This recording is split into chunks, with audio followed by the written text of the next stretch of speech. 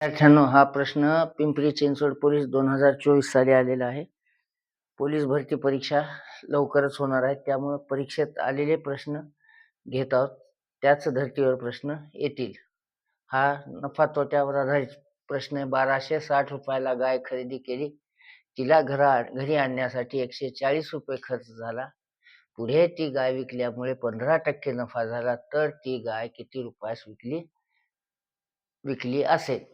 आता ह्याच्यामध्ये बघा, 1260 रुपयाला गाय खरेदी केली आणि आणायचा खर्च 140, म्हणजे खरेदी किंमत 1260 खकी अधिक 140 धरावं लागतील, खर्च झालाय.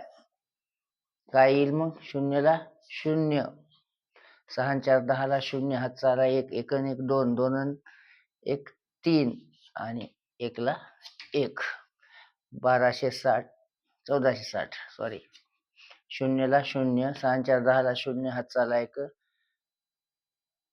2 1 3, 3 1 4, 1 ला 1, 1400 रुपये काय आले? खरेदी किंमत झाली.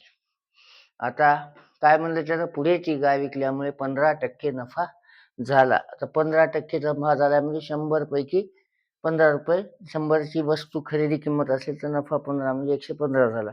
तर 1400चा विचारलाय, तर सरळ 1400चा टक्के किती सांगितलाय? 15% नफा झालाय म्हणलाय, भागिले 100. हे शून्य कटला, हा शून्य कटला, हा शून्य कटला, हा शून्य कटला. गुणाकार करून घ्या. 15 चौक 60 ला शून्य, हातचे आले 6, 15 1 15, 6 190, 190 रुपये नफा झाला. तर ती गाय किती रुपये विकली असं म्हणाले. म्हणजे 160 रुपये, 190 रुपये नफा झालाय. कशावर नफा झालाय? 190, 1400 रुपये लागलेत सगळे मिळून. 1260 ची खरेदी, झालेला खर्च 140, एकूण 1400 अधिक 190, शून्यला शून्य, 9 ला 9, 4 1 5, 1 ला 1, म्हणजे ती गाय केवळ किती रुपयाला विकली असेल? 1590 रुपयाला विकली असेल.